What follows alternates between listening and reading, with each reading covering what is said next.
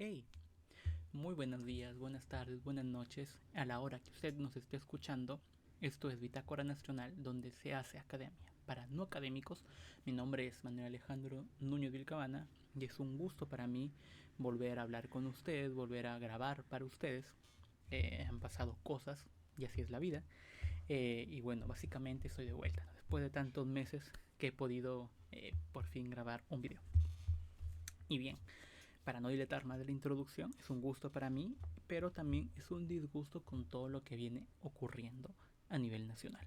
Bien, vemos de que prácticamente la inseguridad se ha desbordado, no hay seguridad en las calles a nivel nacional, en Lima, en cualquier parte y en el rincón del Perú hay extorsiones, hay corrupción y bueno, lo más sonado es lo de Patás. Eh, Analizar lo de Patás sería sobreanalizar la noticia. Ya se han encargado muchas personas, autoridades, incluso medios locales que han cubierto la nota, que han explicado la nota, que lo pueden hacer incluso muchísimo mejor que yo, pero desde un punto de vista muy determinado, que es la localidad de Patás, qué ha ocurrido en Patás, por qué ha ocurrido esto en Patás. Entonces veamos pues desde otro punto. Quiero dar otra mirada, quiero iniciar otro punto de partida, que vamos a ver lo que es la minería, la realidad de la minería. Bien, para analizar este proceso o este tema que es la minería, primero voy a analizar qué es la minería en el Perú, ¿no? Cómo se da y bueno, qué es lo que se recauda. Porque sí, señor, se recauda muchísimo dinero a través de la minería. Pero, ¿cómo es este proceso? Bien, para empezar, existe lo que es el canon minero. ¿Qué es lo más importante? Que me quiero centrar en esto. Porque si bien pues existen otros procesos, ¿no? Otro tipo de contribución que hace la propia minera o actividades mineras muy similares, podemos ver que el canon minero es lo que más se recauda y lo que más recauda. Entonces, eh, voy a tomarlo de esa partida. Y vemos que, ¿qué es el canon? El canon vendría a ser la contribución que se hace del 50% del impuesto a la renta que efectúa la empresa minera. Aquí, obviamente, esto va para el Estado, para el gobierno central. ¿Por qué se dice que el canon minero es muy importante? ¿Y por qué es distinto? ¿O por qué se quiere tomar de forma distinta? No porque se tome ese 50% del impuesto a la renta que da la minera hacia el Estado.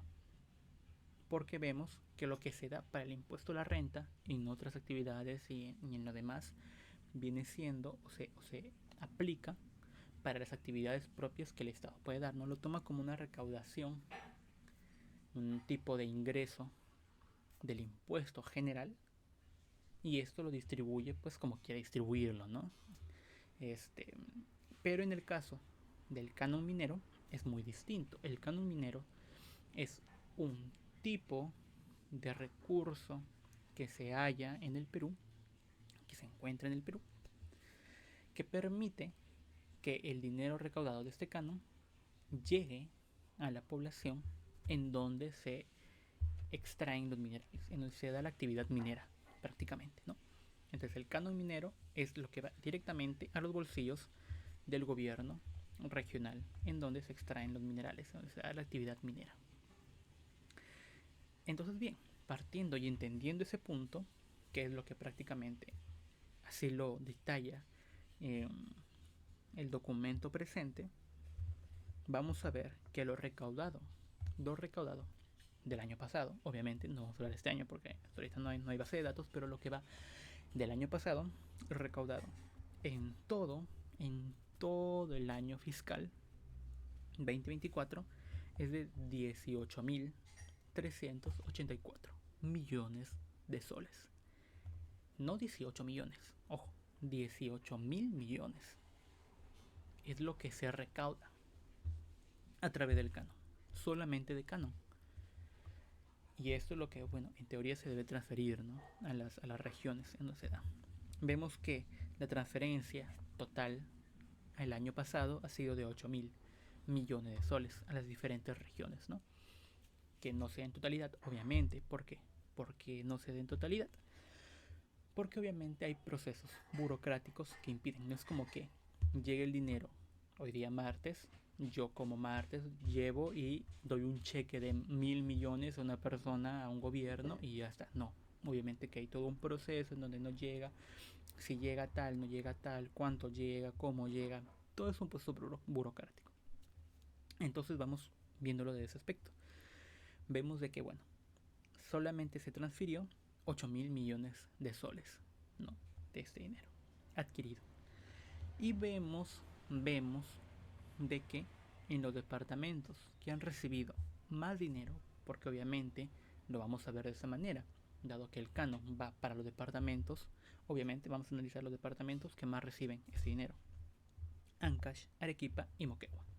Estos tres primeros obviamente que se les da a todos los departamentos, pero obviamente también depende de cuánto se extrae, de qué manera se extrae, cuánto se necesita, todo eso ya es un tema aparte, ¿no? Pero vamos a ver cuánto es lo que reciben estos departamentos. Ancash ha recibido el año pasado 1.584 millones, Arequipa 1.208 millones y Moquegua 1.034 millones de soles. 1.034 millones de soles. En teoría, si lo vemos desde este punto de partida, creeremos de que las regiones, los departamentos que reciben este dinero, en teoría deberían ser los departamentos menos pobres, porque reciben dinero del canon y aparte dinero que reciben obviamente del gobierno central, ¿no? El gobierno central sí o sí brinda dinero, brinda acceso económico a estos departamentos, ¿no? El gobierno no elimina su contribución a ellos solamente por que ya reciben canon, no es así. Entonces, vemos el siguiente punto. Ya vimos lo que era la realidad minera. Vamos a ver el siguiente punto, que es la realidad de la pobreza en los departamentos mineros. ¿Por qué toco este punto? Porque es muy importante. Analicemos el caso de Cajamarca. Cajamarca tiene el 44.5% de pobreza el año pasado, pobreza monetaria, y tiene una de las mineras más importantes que hay en Acocha. ¿Por qué teniendo una mina, una empresa tan importante, recibiendo también muchísimo dinero, por qué tiene como pobreza monetaria el 44,5%? ¿Por qué? ¿Qué sentido tiene? ¿Qué sentido hay, no? Luego vemos el caso de los departamentos que han recibido todo este dinero. Vamos a ver su pobreza monetaria. Ancash, del 25% pobreza monetaria. Arequipa, 13,9% de pobreza monetaria. Moquegua, 13,1% de pobreza monetaria. ¿Mm? ¿Qué sentido tiene? ¿Qué sentido tiene que si bien ya llegando la barrera de los 13, de los 15 para abajo se podría tal vez considerar pobreza moderada baja, ¿no? Del moderado para abajo podría considerarse, ¿no? Pero de todas maneras, ¿qué sentido tiene haber recibido tanto dinero y aún así contar con tanta pobreza? Porque debería estar en menos de 5% en pobreza monetaria si recibes tanto dinero para invertir, ¿no? Y en el caso de Lambayeque, por ejemplo, Lambayeque no es un departamento que uno pueda decir que es reconocido por su minería. Es reconocido tal vez por sus propios comercios, por ser un punto estratégico, por tener un muelle, por tener playa, comercio, gastronomía, ¿no? Básicamente. Y aún así, en Lambayeque, la pobreza monetaria es del 17,9%. También tiene una minera, tiene también, pero es no metálico. Recordar que también todo lo que es canon es minero, o sea, tanto metálicos como no metálicos. Es minero, entonces reciben de todas maneras. No, que me digan no solamente, o que mientan distinguidas personas o distintas personas que pueden llegar a mentir o dar comentarios como no, es que la minería del oro es la única que genera canon. No, lo que genera canon es todo, tanto metálico como no metálico. En el caso de Lambayeque tiene una mina no metálica, pero que incluso los datos muestran de que solamente se ejecuta del dinero recibido en Lambayeque el 55,6%, la mitad, en el año fiscal. Y esto va a los problemas. Porque vemos de que estos departamentos contienen o tienen una pobreza monetaria tan grande a pesar de todo el dinero pues que se les brinda? Es básicamente por dos aspectos. la corrupción y la falta de ejecución. La falta de ejecución podríamos tomarlo en tres subpuntos, ¿no? Como podría ser la incapacidad del gobierno, obviamente el gobierno regional, de poder hacerlo, de saber hacerlo, la imposibilidad del gobierno regional de poder efectuar el dinero, de poder aplicar o poder ejecutar el dinero. ¿Por qué? Porque bien vemos obras, ¿no? De que tal vez están paralizadas por gobiernos anteriores y que los gobiernos que llegan pues no pueden simplemente llegar y bueno, hacer lo que uno quiera. Podría ser un tema para tratarse, ¿no? Porque bueno, eso es un tema interesante también a tratar, ¿no? Sobre la imposibilidad, básicamente. Pero veámoslo de este aspecto. Y obviamente la mala suerte. No contemos la mala suerte como una simple premisa, ¿no? Como que, bueno, tuvo un mal gobierno, el gobierno regional llegó con mala suerte, justo llegó, no sé, el fenómeno, justo hubo un terremoto, justo hubo un incendio, lo que sea. Mala suerte, digámoslo de esa manera. Entonces no lo ejecuta. No lo puede ejecutar porque está obviamente paralizado en otras cosas. Bien, podemos tomar estos tres puntos de partida. Y podemos decir que la falta de ejecución no es un problema que digamos tan importante o como uno puede decir se puede solucionar, ¿no? Tal vez eligiendo a alguien más capacitado, tal vez dejando que estos proyectos sus trabas se eliminen y tal vez en un año más próspero, ¿no? Que la mala suerte se vaya, tal vez. Podemos ver esa parte, pero la corrupción. Vemos la corrupción desde un punto estructural. ¿Qué quiere decir esto? Que la propia estructura del Estado es corrupta. Puede haber casos, o hay casos, y se reconocen los casos, en donde las mineras son o se alían con el gobierno regional para ser corruptas, ambos. Perfecto, está bien y ocurre. Nadie va a decir que no, es imposible que alguien diga que no, que eso no ocurre. Eso ocurre.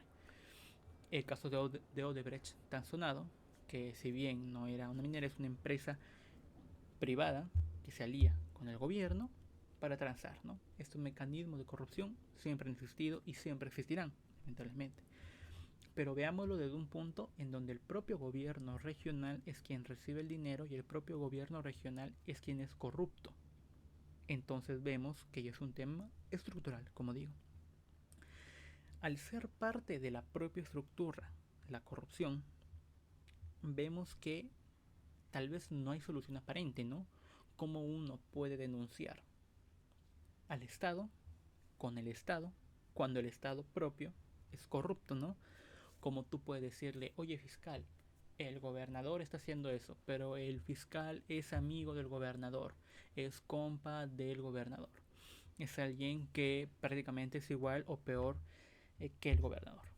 ¿Cómo? ¿Cómo hacer esto? ¿No? ¿Cómo se puede solucionar? ¿No? Básicamente, y eso es prácticamente el problema de la población, ¿no? Una población que no está enterada, una población que no sabe sus mecanismos democráticos, una población que no es interesada por la política, una población que lamentablemente no tiene capacidad política históricamente hablando, pues obviamente siempre va a tener problemas de corrupción porque no lo soluciona de forma estructural, ¿no? No plantea soluciones, no ejecuta soluciones y bueno, las soluciones pues no se dan. No se dan, ¿por qué? Porque se siguen eligiendo o se siguen efectuando, perpetuando estos procesos corruptos, ¿no? De corrupción, ya sea por falta de capacidad en las personas, por malas elecciones que se dan, porque un querido profesor mío dijo, no hay elecciones buenas y malas, no uno vota y un voto no es bueno o malo, no, personalmente sí creo que un voto es malo y que la persona está votando mal, lamentablemente hay que decirlo, las cosas como son, las personas votan mal, muchas personas, muchos peruanos votan mal. Y eso no lo digo yo, lo dicen las estadísticas, ¿no? ¿Cómo es posible de que en gobiernos regionales haya tanta corrupción, haya tanta incapacidad de ejecución, o sea, incapacidad de poder realizar las cosas? ¿Cómo es posible si se elige mal? ¿Me entienden? Entonces, es una cuestión simplemente de saber sumar, ¿no? Uno más uno da dos. Entonces, es eso, tú eliges mal, tú eliges una persona con antecedentes, eliges una persona que no tiene capacidad, que no tiene experiencia, eliges una persona que no tenga estudios, eliges una persona que no esté preparada para el cargo, que no conozca que esté preparada para el cargo, o que simplemente sea corrupta desde ya, Veamos los Acuñas, o sea, las personas que votan por Acuña, por todos los Acuñas, por cualquier tipo de Acuña, ya está votando por una mafia. Y decir que ese no es un mal voto es prácticamente tener tres dedos de frente, ¿no? Y no saber contar. Pero bueno, entonces vemos que estos dos problemas son de la minería, ¿no? Eh, y vemos también casos de corrupción, básicamente como muchos, ¿no? Y esto es lo que trae la minería ilegal. ¿Por qué todo esto? ¿Por qué todo este proceso, ¿no? De analizar la minería y luego da la minería ilegal? Porque básicamente veamos esto. La población en donde hay recursos para extraer ve que el gobierno regional no hace ni deshace. No protege, no invierte en seguridad, no invierte en conexiones. La gran mayoría del Estado peruano no está conectado en sí. Entonces vemos que hay una desconexión, tanto física como cultural a nivel nacional. Entonces, estas personas, eh, obviamente que son parte de la minería ilegal, que son parte del problema, dicen, oye, no hay seguridad, no hay nadie que me lo impida, y es más, tal vez yo pueda hacerme amigo del gobernador si le doy algo de dinero, ¿no? ¿Por qué no mejor yo lo extraigo y yo compito, entre comillas, compito con esta minera legal, extrayendo oro de forma ilegal? Y pues vemos que también es un tema en donde prácticamente, como lo da la propia IP, el 45% del oro exportado a nivel nacional es ilegal. Casi la mitad. Casi la mitad del oro exportado es ilegal. Y no solamente eso, sino que aumentan los precios del oro a nivel internacional, ¿no? De lo que gana prácticamente por extraerse el oro de forma ilegal, es en aumento. Vemos una tendencia hacia arriba, ni siquiera vemos que hay una tendencia hacia abajo, como para decir, bueno, en algún punto los precios van a caer y el negocio va a ser tan poco rentable, porque vemos que también en esos casos de la minería ilegal tenemos problemas de asesinatos, sicariatos, lucha de poderes.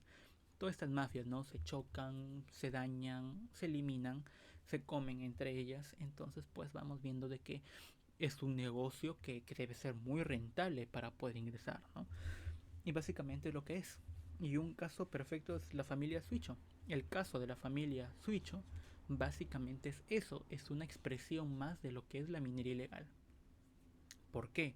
Porque ellos sacaban oro de forma ilegal, tenían su negocio de minería ilegal, tenían lazos con la fiscal, con el poder, con incluso las aduanas. Y no solamente eso, sino que tenían este enlace de la farándula, quien era prácticamente el puente entre la empresa y el Estado. No, la farándula, que es este señor tan conocido, que bueno, se fue a prisión y ahorita está en prisión, ¿no? Y bueno, básicamente vemos que es eso. De esa manera sirve y de esa manera se efectúa y se perpetúa. Y vemos que también, pues básicamente es que no solamente es oro, no solamente hablamos de oro y dinero, no. Hablamos de oro, drogas, armas, sicariatos, asesinatos, toda clase, toda hay una ramificación del delito. No solamente hay minería ilegal y ya, no hay minería ilegal y también esas mismas personas tienen su banda de sicariatos y esas mismas personas distribuyen y hacen narcotráfico, básicamente. Entonces, no solamente es eso. Y el problema entonces, en resumidas cuentas, esto es lo que se expresa en Patas. En Patas ocurre eso. La minería legal se queda sin armas, sin protección, se queda vacía. Llegan personas sin escrúpulos, animales prácticamente, para matar a personas que están trabajando dignamente, que pueden ser sus hermanos, sus hijos, sus padres. Las asesinan, las graban, las suben a redes sociales y todavía pues prácticamente hacen algarabía de este hecho. Entonces vemos que no es algo nuevo básicamente esto, pues no es algo nuevo. Y lamentablemente otro caso muy sonado son, bueno, estos personajes del lápiz, ¿no? Los Cerrones. Eh, Cerrón prácticamente tenía lazos que se venían investigando, incluso sacaron muchos noticieros que estos personajes estaban teniendo lazos con personas en el Brain, que el Brain es otro tema, que quien no ha visto reportajes de cómo es realmente el Brain es prácticamente el viejo oeste de Latinoamérica, de Sudamérica, o sea, es eso, el viejo oeste era eso, era prostitución, eran asesinatos, un mundo sin reglas en donde quien reinaba y quien gobernaba era el más fuerte.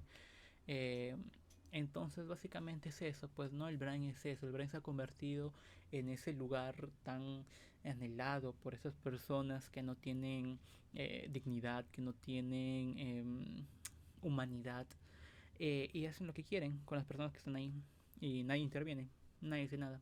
Ese problema del Brain lo tienen hace años el Estado peruano y nadie dice nada, ningún, ninguna presidencia se ha tomado en serio el tema del Brain porque no les conviene, no les conviene, no es algo bonito ni para ellos, obviamente, ¿no? Porque tienen que invertir en seguridad, tendrían que invertir en un sistema anticorrupción, tendrían que invertir en mejor planificación estratégica, y no les conviene, obviamente, ¿no? Porque terminan siendo investigados ellos mismos con las herramientas que ellos brindan, ¿no? El caso de los congresistas, la gran mayoría de congresistas, familias incluso, los Acuña, la familia de la propia presidenta actualmente, el Cerrón que está prófugo de la justicia y que tuitea desde donde esté, que tiene la pana de tuitear, ¿no? Y de llamarse a sí mismo y etc., ¿no? O sea, antes de que se den las elecciones en donde se elige al gobierno de lápiz, vemos de que ya habían investigaciones de estas personas. Y aún así gana el partido con mayoría. Y aún así las personas lo eligen, y aún así las personas votan por Castillo. Tampoco quiero decir que en segunda vuelta uno haya tenido que votar por Keiko. Obviamente sería votar entre diablo conocido y diablo por conocer, básicamente. Pero quiero decir, habían más opciones previas, opciones que no se tomaron en cuenta, opciones que prácticamente se desecharon. Y no voy a hablar por ningún político, pero hay que tener muy en cuenta eso. Hubieron personas en esa candidatura, en esas elecciones previas, partidos formados que tenían propuestas que si bien no podían ser vistas de forma, eh, no sé cómo decirlo, eh, podría decirse de que estos partidos no tenían mucha fama o no tenían historia política, sí tenían mejores propuestas, sí tenían una mejor historia o un mejor pasado que todos estos partidos. Y que bueno, básicamente se llegó hasta ese punto, ¿no? Y entonces, bueno, eso es prácticamente el resumen que he traído para ustedes, prácticamente para que puedan más o menos entender el proceso de la minería y cuál es su importancia y relevancia a través de toda la realidad nacional. Así funciona, así es, y esto ocurre por esto, básicamente.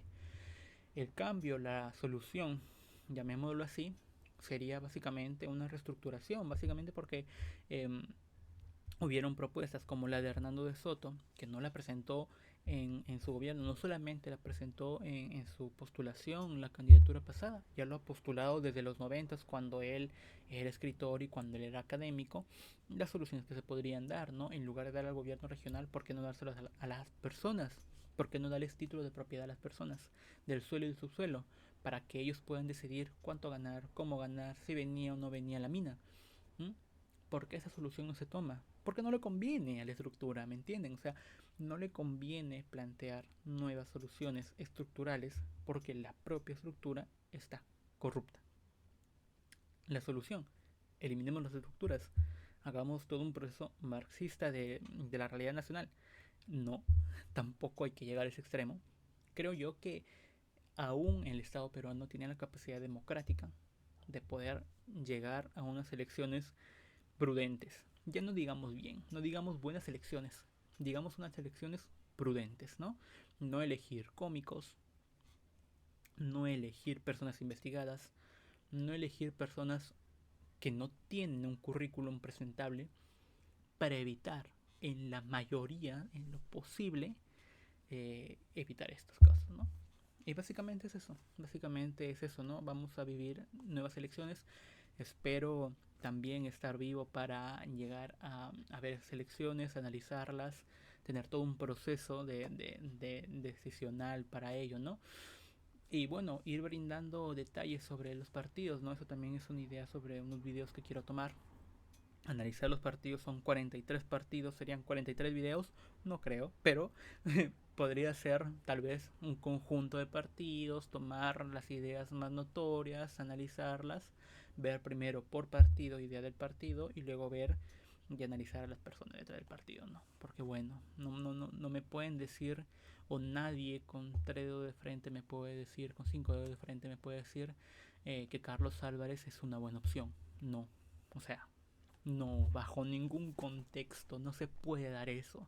No se puede decir que Keiko Fujimori es una buena opción. No se puede decir que sacar a Pedro Castillo de la cárcel y ponerlo nuevamente en la presidencia es una buena opción. No.